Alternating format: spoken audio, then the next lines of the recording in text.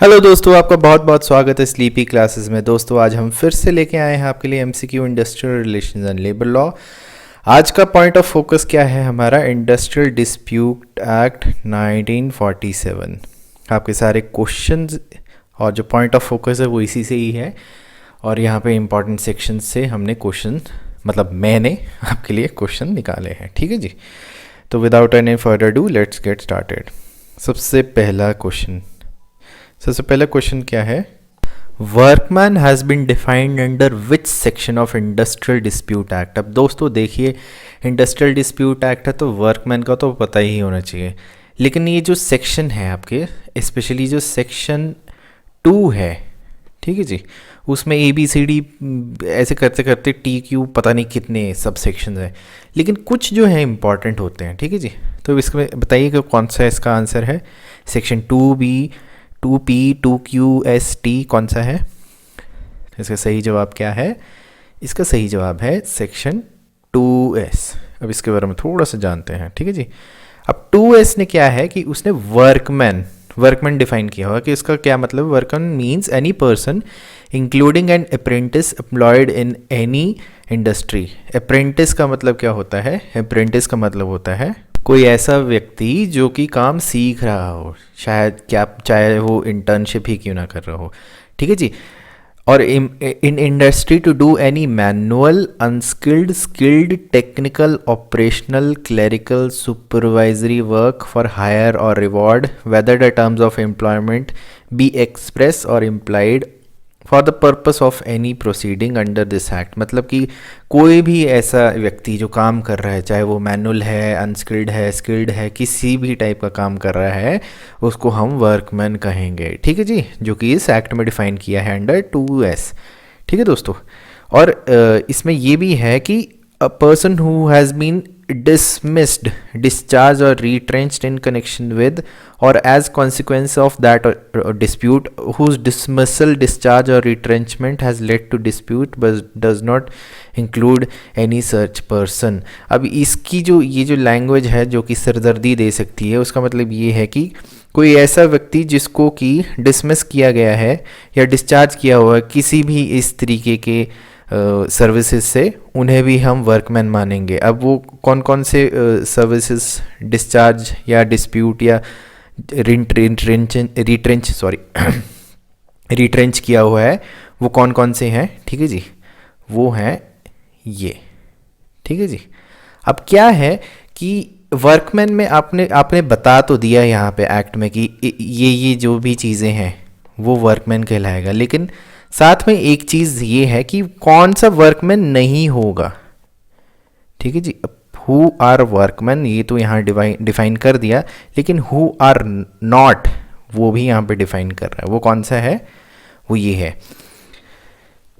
पहला है person who is subject of air force, army, navy. ठीक है जी। इसका मतलब ये है कि कोई ऐसा इंसान जो एयरफोर्स में काम कर रहा है, एयरफोर्स, आर्मी या नेवी में काम कर रहा है। ठीक है जी। दूसरा है जो ऐसा इंसान जो पुलिस सर्विसेज में है। ठीक है, चाहे वो इंस्पेक्टर हो, कांस्टेबल हो या IPS हो, डजेंट मैटर। ठीक है जी। या फिर कोई ऐसा पर्सन जो कि एम्प्लॉय ऑफ प्रिजन है, जैसे कि आपका जेल वार्डन हो गया, या फिर पुलिस जेल में कोई भी काम कर रहा है, चाहे वो एक गार्डनर ही क्यों ना हो। ठीक है जी। तीसरा है who is employed mainly in managerial और एडमिनिस्ट्रेटिव कैपेसिटी। मैनेजरियल और एडमिनिस्ट्रेटिव कैपेसिटी का मतलब है कि कोई क्लर्क हो या फिर एक IAS हो, वो भी वर्कमैन में नहीं आता है। ठीक है जी। ऊपर हमने वर्कमैन को डिफाइन किया कि कौन कौन होता है, अब इसमें ये नहीं आता है। ठीक है जी। अब चौथा पॉइंट है, वहाँ से क्वेश्चन आपका बन सकता है। उसमें कहा है कि who being employed in supervisory capacity. Supervisor capacity का मतलब है कि देख रेख वाली कर रहा है। Draw wages exceeding 1600 rupees per month, मतलब कि 1600 रुपीज़ पर मंथ जो ले रहा है और जिसका जो काम है एक सुपरवाइजरी की तरह है, उसको हम वर्कमैन नहीं मानेंगे। ठीक है दोस्तों। तो वर्कमैन जो है ये है डिफाइंड सेक्शन 2S में, और वर्कमैन कौन नहीं है वो ये है 1 2 3 4 ये सेक्शंस। ठीक है, इसलिए 2S जो है वो इम्पॉर्टेंट हो जाता है सेक्शन। ठीक है दोस्तों, चलिए अब आते हैं अगले क्वेश्चन पे। अगला क्वेश्चन है the appropriate government by notification the official gazette make a point a consolation officer. ठीक है जी, एक कंसलेशन ऑफिसर बनाने के लिए नोटिफिकेशन निकाल के है इसमें प्रावधान, किसमें, इंडस्ट्रियल डिस्प्यूट में।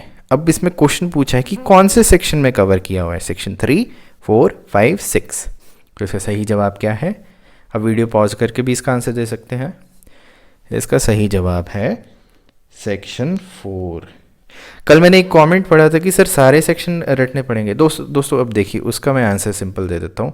मैं जब भी आपके लिए कोई एमसीक्यू या पॉइंट ऑफ फोकस तैयार कर रहा हूँ, तो क्योंकि I am professionally an advocate, तो अब पूरा स्टैट्यूट पढ़ता हूँ मैं। ठीक है जी, अब पूरा स्टैट्यूट मतलब कि उसमें 1 सेक्शन से लेके 120 तक होंगे। तो आपने देखा होगा कि उसमें से अराउंड 10 to 15 इम्पॉर्टेंट निकाल के आता हूँ। दोस्तों वो इम्पॉर्टेंट ईपीएफओ के एंगल से हैं, तो यस आपको वो सेक्शन पढ़ के थोड़ा सा, मतलब रटने नहीं है, बट आपके दिमाग में होना चाहिए कि हाँ जी ये इम्पॉर्टेंट सेक्शन है। ठीक है दोस्तों, तो यहाँ पे जितने भी सेक्शन हम करवा रहे हैं, मतलब मैं करवा रहा हूँ, दे आर वेरी इंपॉर्टेंट। ठीक है दोस्तों, तो उनको याद कर लीजिए। चलिए सेक्शन 4 के बारे में पढ़ते हैं कि किस चीज़ के बारे में बात कर रहे हैं।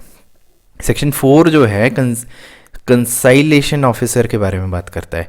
कंसाइलेशन ऑफिसर क्या होता है कि जो गवर्नमेंट है वो ऑफिशियल नोटिफिकेशंस के हिसाब से appoint such a number of person as it thinks fit. मतलब कि गवर्नमेंट को लगता है कि कोई ऐसा व्यक्ति जो उनको फिट लग रहा है, ठीक है जी, उसको कंसाइलेशन ऑफिसर बनाएंगे with the duty of mediating in and promoting the settlement of industrial dispute। mediating and settlement का मतलब क्या है कि बैठ के कोई ऐसा ऑफिसर जो कि कोई भी अगर डिस्प्यूट हो रहा है तो उस पर मीडिएशन कर रहे हैं। मीडिएशन का मतलब होता है एक पार्टी दूसरी पार्टी तीसरी पार्टी बैठते हैं और वो बातचीत करके उसका हल निकालते हैं। ठीक है दोस्तों, दूसरा पॉइंट कहता है conciliation officer may be appointed for a specified area or specified industry in specified area for one or more specified industry or either permanently or limited period. मतलब कि वो किसी भी एरिया के लिए, किसी भी स्पेसिफिक इंडस्ट्री के लिए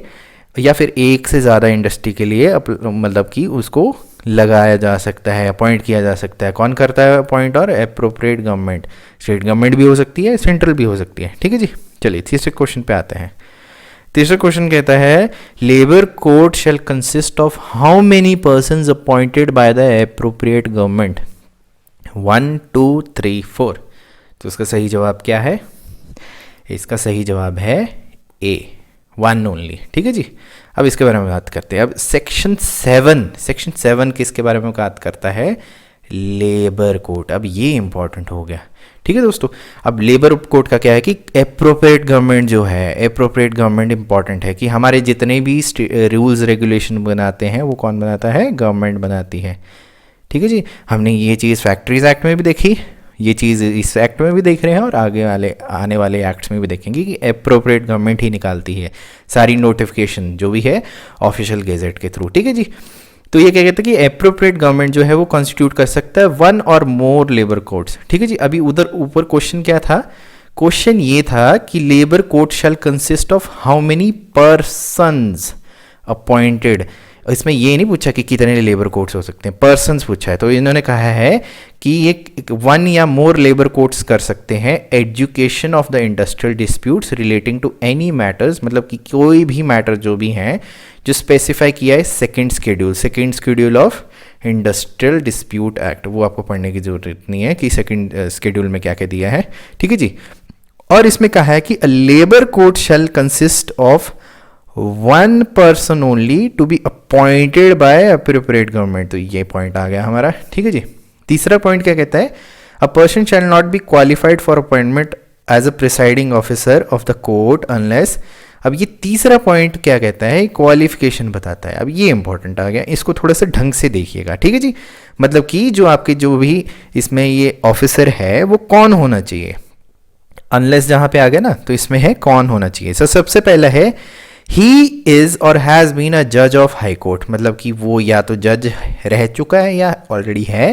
ठीक है जी, और he has for a period of not less than 3 years been a district जज और एडिशनल डिस्ट्रिक्ट जज, मतलब कि 3 साल से कम नहीं होना चाहिए, या तो वो डिस्ट्रिक्ट जज रह चुका है या फिर एडिशनल डिस्ट्रिक्ट जज रह चुका है, ठीक है जी। चौथा पॉइंट कहता है कि he has held any judicial office in India for not less then 7 years, मतलब 7 साल तक उसने कोई भी जुडिशियल ऑफिस हेल्ड किया। अब जुडिशियल ऑफिस का देखिए, अब कैसे बताता हूँ। फॉर एग्जांपल, अगर मैं 10 साल से एक एडवोकेट हूँ, कौन सा, सरकारी advocate, I am a government advocate 10 साल से, तो am I eligible for this?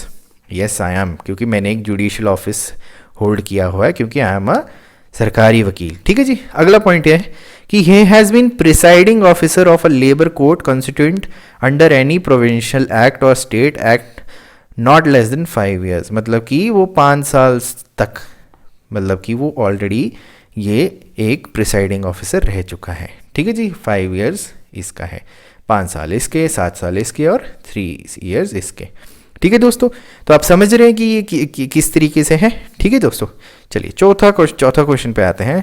चौथा क्वेश्चन कहता है कि workman are not entitled to compensation in certain cases, though certain cases are discussed under which section of industrial dispute act, मतलब कि compensation जो है वर्कमैन को मिलता है, लेकिन कई बार ऐसा होता है कि कुछ केसेस में नहीं मिलता है, वो कौन से सेक्शन में है। अभी देखिए दोस्तों, एक और चीज़ है इसका आंसर से पहले कि आपका जो इंडस्ट्रियल डिस्प्यूट एक्ट है उसका जो, अगर आप सर देखेंगे तो उसमें सेक्शन 25 सबसे लेंथीएस्ट है, उसमें ABCDEF करके बहुत ज़्यादा है, सेक्शन 2 और सेक्शन 25। अब सेक्शन 25 अगर आपको इंटरेस्ट है ज़्यादा जानने में तो आप सेक्शन 25 को पढ़ सकते हैं, अगर आप गूगल करेंगे इंडस्ट्रियल डिस्प्यूट एक्ट, ठीक है दोस्तों। जैसे कि कोई भी वेबसाइट पे अगर, या फिर आप एक बेयर एक्ट भी खोलेंगे तो सेक्शन 25 को आप पढ़ सकते हैं, ABCD उसमें क्या क्या दिया हुआ है, ठीक है जी। तो अब बताइए फोर्थ क्वेश्चन का आंसर क्या है। फोर्थ क्वेश्चन का आंसर है सी, सेक्शन 25E, ठीक है जी। अब 25E क्यों इंपॉर्टेंट है उसके बारे में जानते हैं।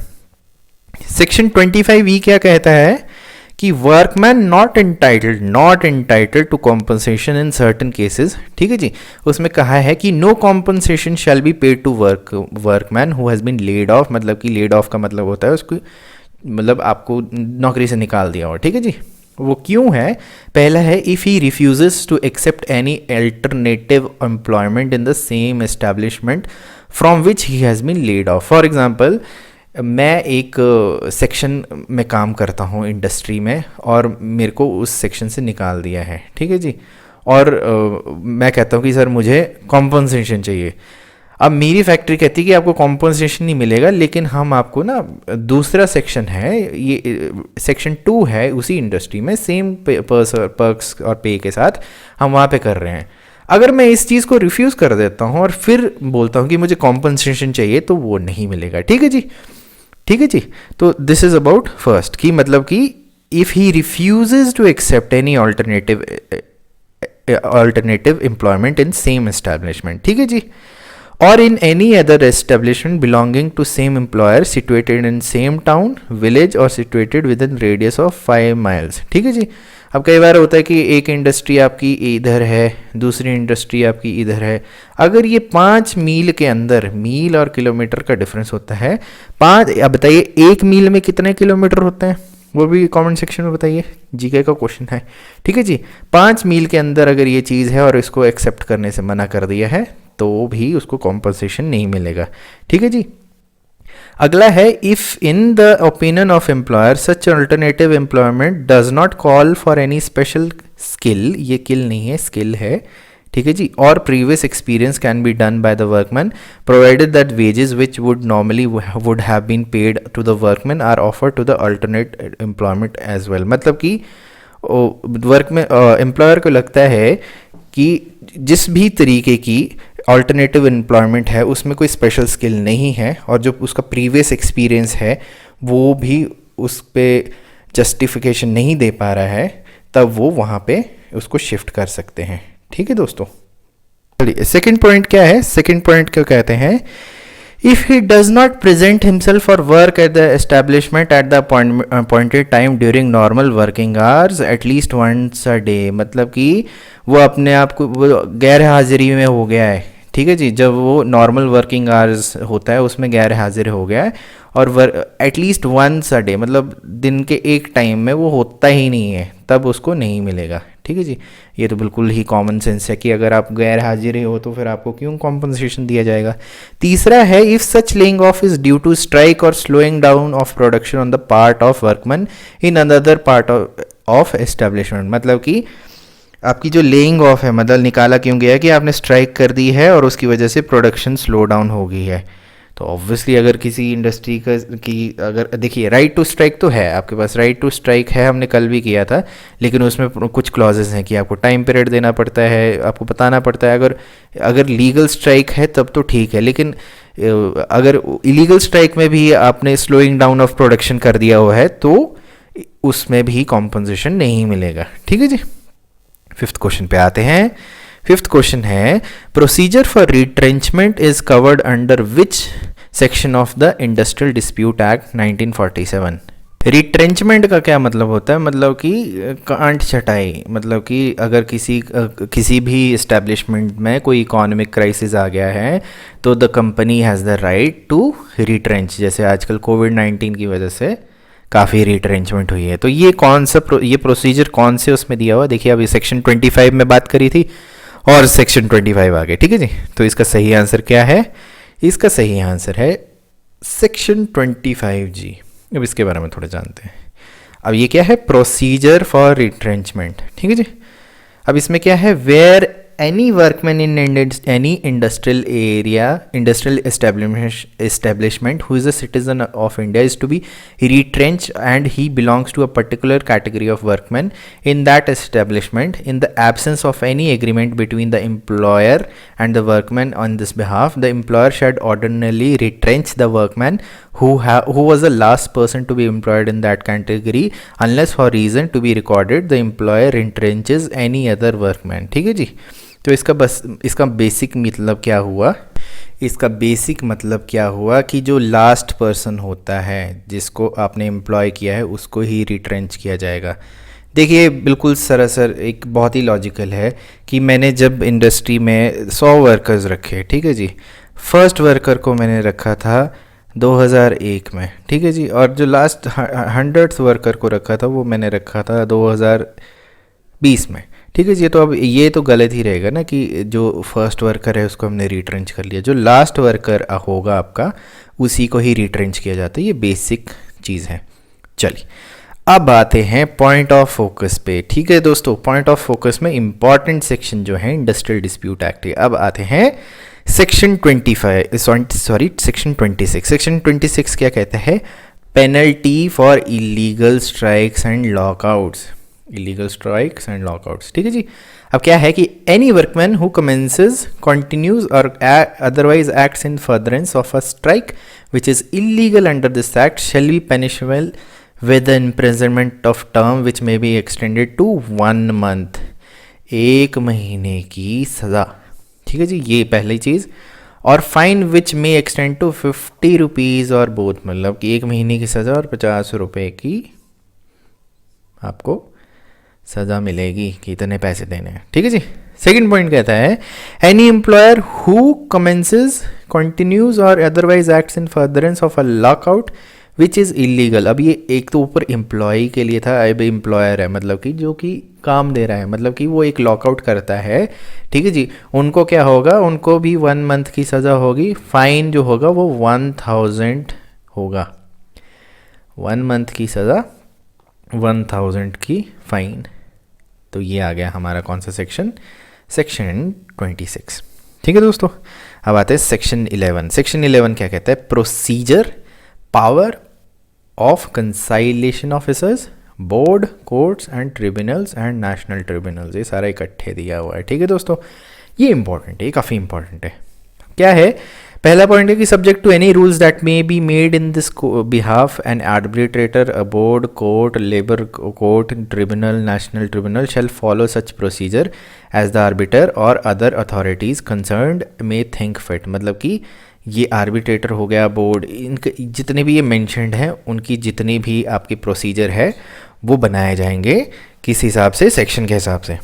सेकंड पॉइंट पे है क्या है, अ कंसाइलेशन ऑफिसर या फिर मेंबर ऑफ अ बोर्ड जो भी है, ठीक है जी, एक conciliation officer, member of board हो गया, प्रिसाइडिंग ऑफिसर हो गया, लेबर कोर्ट का नेशनल ट्रिब्यूनल हो गया, ठीक है जी, may for the purpose of inquiry in any existing or apprehended industrial disputes after giving reasonable notice enter the premises occupied by any establishment to which the dispute relate। मतलब कि आपके जितने भी ऑफिसर्स दिए हैं, चाहे कंसाइलेशन ऑफिसर, प्रिसाइडिंग ऑफिसर है, national tribunal या लेबर कोर्ट का कोई भी है, वो एक नोटिस दे के किसी भी प्रेमिसेस में एंटर कर सकता है, ठीक है जी, एक रीजनेबल नोटिस दे के। लेकिन हाँ, उसमें एक चीज़ है कि आप सरप्राइज़ विजिट भी कर सकते हैं, ठीक है जी। सरप्राइज़ विजिट का मतलब है आपको कहीं से इन्फॉर्मेशन मिली है, आप कर सकते हैं, क्योंकि कई बार होता है कि आपने किसी इंडस्ट्री में आपका छोटे छोटे बच्चों को काम लिया जा रहा है या फिर कोई इलीगल काम हो रहा है, तो उसमें नोटिस नहीं देंगे, ठीक है जी। तीसरा पॉइंट है, every board, court, labour court, tribunal, national tribunal have the same power as vested in civil court. मतलब कि इनकी पावर जो है वो सिविल कोर्ट के इक्विवेलेंट होगी, और वो किसके अंडर आता है, कोड ऑफ सिविल प्रोसीजर 1908, ठीक है जी। और इसमें कौन कौन से मैटर्स होंगे, enforcing the attendance of any person examining him on oath. मतलब कि एक इंसान को बोल सकते हैं कि तुम आओ, प्रेजेंट हो, ठीक है जी। Compelling the production of documents and material object, मतलब वो बोल सकता है कि भाई अपने रजिस्टर्स निकालो, अपने डॉक्यूमेंट्स निकालो, या फिर मुझे ये चीज़ें चाहिए, वो सारा चेक कर सकता है, ये पावर में है।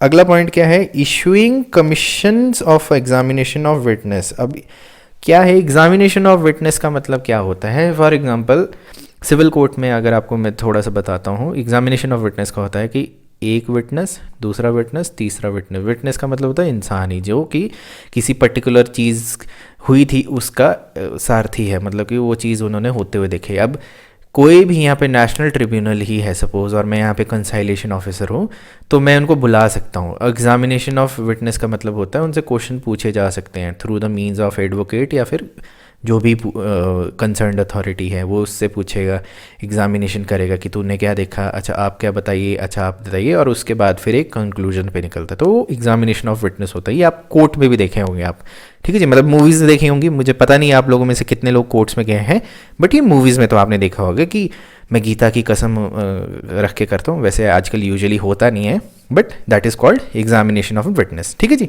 अगला पॉइंट है, in respect of such other matters as may be prescribed every inquiry or investigation by board, court, labour court, tribunal or national tribunal shall be deem to be a judicial proceeding. इसका मतलब ये हुआ कि आपका जो भी किसी भी तरह की इंक्वायरी होगी वो एक जुडिशियल प्रोसीडिंग मानी जाएगी, मतलब कि इक्विवेलेंट टू जज। जुडिशियल प्रोसीडिंग का मतलब होता है कि एक आपको बेसिक चीज़ का मतलब ये हुआ कि जो भी प्रोसीडिंग हो रही है वो उसकी संवैधानिकता है, मतलब कि इट इज़ ऑल लीगल, और उसका एक्शन होगा, मतलब एक्ट के अंडर हुआ है, ठीक है जी। और वो कौन से एक्ट के अंडर हुआ है, सेक्शन 193-220 ऑफ IPC, मतलब कि प्रॉपरली एक प्रॉपर कोर्ट ही कहेंगे इसको, ठीक है जी, मतलब सिविल कोर्ट की सारी पावर्स रहेंगी। चौथा है, a conciliation officer may enforce the attendance of any purpose, ठीक है जी, मतलब कि इसमें इस सारे का बेसिक रीज़न जो दिया हुआ है जिस्ट वही है कि अटेंडेंस ऑफ पर्सन ले आ सकता है विटनेसेस के लिए, ठीक है जी।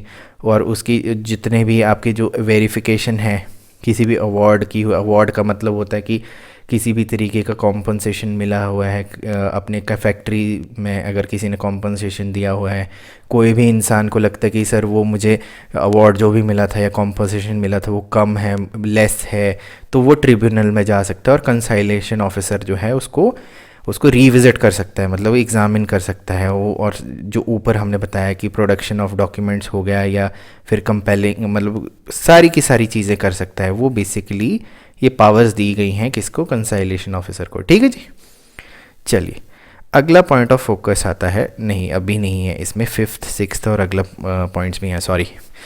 चलिए अगला पॉइंट क्या है, अब a court, labour court, tribunal or national tribunal में if it so thinks appoint one or more person having special knowledge of the matter under consideration of an assessors to advise him to the proceeding before. अब इसमें क्या है, for example कोई ऐसा institute है या कोई ऐसी इंडस्ट्री है जिसमें कि कंसाइलेशन ऑफिसर को ज़्यादा नॉलेज नहीं है, ठीक है जी, और उसकी जो केस उसके सामने आया हो उसमें स्पेशल स्किल या नॉलेज की ज़रूरत है, ठीक है जी।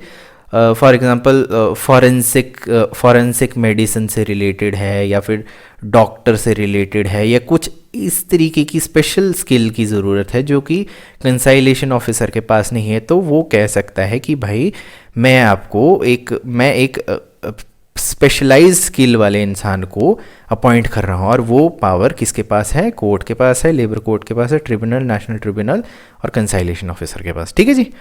छठा पॉइंट क्या कहता है कि all conciliation officer, member of board or court or presiding officer or labour court, ठीक है जी, वो उनको क्या कहेंगे, हम पब्लिक सर्वेंट कहेंगे, दे आर पब्लिक सर्वेंट, ठीक है जी।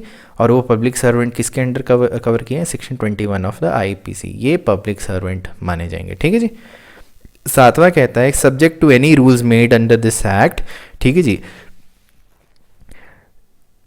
everyone shall have power to determine by who and whom extent, subject to what condition, ठीक है जी, cost are to be paid, give all necessary direction to purpose aforesaid, such cost or may application made to a prepared government by person entitled be recovered by that government in the same manner as an area of land revenue। मतलब कि कोई भी किसी भी तरीके की cost निकल के आई है, ठीक है जी, चाहे वो डिस्प्यूट से है या किसी भी तरीके से है या अवार्ड है, वो आपका जो कोर्ट है, लेबर कोर्ट है, नेशनल ट्रिब्यूनल है, या फिर ये जो दिया हुआ लेबर कोर्ट है, ट्रिब्यूनल है, नेशनल ट्रिब्यूनल है, वो गवर्नमेंट को ऑर्डर कर सकता है कि आप इसको पे कीजिए, ठीक है जी। तो इनके पास ये भी पावर है कॉम्पनसेशन देने की, ठीक है जी दोस्तों। अब आते हैं सेक्शन 9C। आप बोलेंगे सर कितना एक्सप्लेन करते हो सर, हम तो पागल हो गए, इतना क्यों करा रहे हो। भैया जी ईपीएफओ का एग्ज़ाम निकालना है, टाइम पीरियड भी बढ़ने वाला है आपका, आज तो सिविल सर्विसेज भी पोस्टपोन हो गया है, तो शायद आपका भी चांसेस हैं। एनीवे वो हम लास्ट में डिस्कस करेंगे, ठीक है दोस्तों। सेक्शन 9C क्या है, setting up of grievance at settlement authorities and reference of certain individual dispute to such authorities, ठीक है जी। ग्रीवेंस सेटलमेंट अथॉरिटी का क्या मतलब है कि employer in relation to every industrial establishment in which 50 or more workman are employed, मतलब 50 या उससे ज़्यादा जो वर्कमैन एम्प्लॉयड है, on any day in the preceding 12 months, मतलब कि 12 महीने में, ठीक है जी, मतलब कि 50 workers shall provide for in accordance with rules made under behalf of this act, ठीक है जी। और इसमें क्या है कि मिनिमम 50 और 12 महीने से काम कर रहे हैं उनके लिए ग्रीवेंस सेटलमेंट अथॉरिटी की प्रावधान दिए हुए हैं, ठीक है जी। सेकंड पॉइंट क्या है, where an industrial dispute connected with an individual workman arises, ठीक है जी, refer to subsection 1, a workman or any trade union of workman of which such workman is member referred in such manner may be prescribed as grievance settlement authority। मतलब कि आपके जितने जो भी workman definition दी हुई है, ठीक है जी, they are all eligible for the grievances, ठीक है जी। तीसरा पॉइंट क्या कहता है, तो ग्रीवेंस सेटलमेंट अथॉरिटी जो है, ठीक है जी, वो एक प्रोसीजर फॉलो करेगा, ठीक है जी, टू कंप्लीट इट्स प्रोसीडिंग, ठीक है जी। मतलब कि जो भी आपकी ग्रीवेंस सेटलमेंट अथॉरिटी है वो उसका एक प्रोसीजर होगा, ऐसा नहीं कि कहीं से भी चीज़ें स्टार्ट कर दी, उसका एक प्रोवाइडेड प्रोसीजर होता है कि एप्लीकेशन जाती है, फिर उसको रीड किया जाता है, फिर उसको बुलाया जाता है, जो कि हम कभी बाद में करेंगे, आज आपके लिए बहुत हैवी हो जाएगा, ठीक है जी। No reference made under chapter 3 with respect to any dispute referred in this section unless such dispute have been referred to grievance settlement authority concern, the decision of grievance settlement authority is not acceptable to any parties to the dispute, ठीक है जी। मतलब कि अगर ये grievance settlement authority का कोई भी आपको किसी भी पार्टी को ये डिस्प्यूट एक्सेप्टेबल नहीं है तो उसका कोई रेफरेंस जो है चैप्टर 3 में नहीं किया जाएगा। मतलब कि चैप्टर 3 किस बारे में बात करता है, चैप्टर 3 बात करता है reference of dispute to boards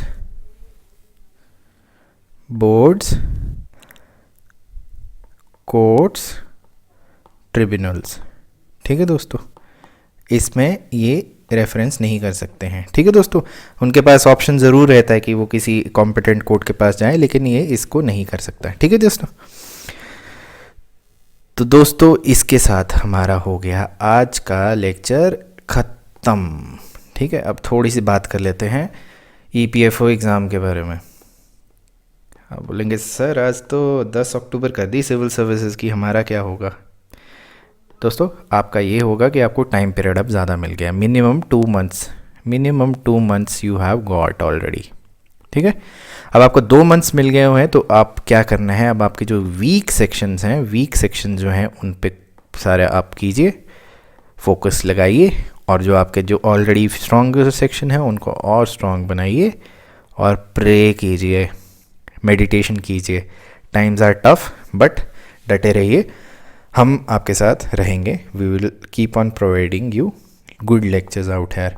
अपनी जो भी क्वेरीज़ हैं, किसी भी तरीके की क्वेरीज़ हैं, वो कमेंट सेक्शन में बताइए।